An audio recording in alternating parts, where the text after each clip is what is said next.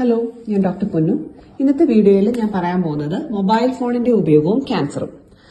Mobile phone അധികമായി ഉപയോഗിച്ചാൽ നമുക്ക് ക്യാൻസർ വരുമോ? നമ്മൾ പല ന്യൂസിലും കണ്ടിട്ടുണ്ടാവും, പലപ്പോഴും വായിച്ചിട്ടുണ്ടാവും മൊബൈൽ ഫോണിന്റെ അധിക യൂസ് കാരണം ക്യാൻസർ വരാമെന്ന്. ഇത് സത്യമാണോ?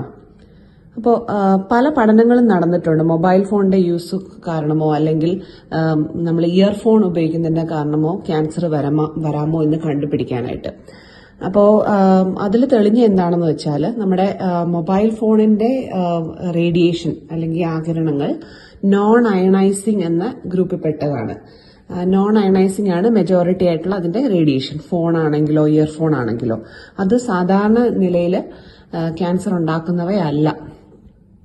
പക്ഷേ ചില അത്ര പ്രൂവൺ അല്ലാത്ത കുറച്ച് സ്റ്റഡികൾ പറയുന്നത് ചില തരത്തിലുള്ള കാർഡിയാക് ക്യാൻസേഴ്സ് ഉണ്ടാക്കാം. പക്ഷെ അതൊന്നും ശരിക്കും പറഞ്ഞു കഴിഞ്ഞാൽ നല്ലൊരു പ്രൂവൺ അല്ല.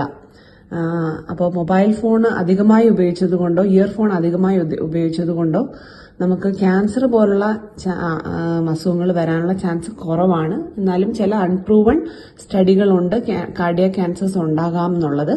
പക്ഷേ മൊബൈൽ ഫോണും ഇതുപോലെ ഇയർഫോണും ഒരുപാട് ഉപയോഗിച്ചാൽ നമുക്ക് വേറെ പല ആരോഗ്യ പ്രശ്നങ്ങളും ഉണ്ടാവാം. കേൾവിക്കുറവ്, പിന്നെ അതുപോലെ തന്നെ അറ്റൻഷൻ ഡെഫിസിറ്റ് പ്രോബ്ലം, അറ്റൻഷൻ കുറയുക, അങ്ങനെയുള്ള പ്രശ്നങ്ങൾ ഉണ്ടാവാം.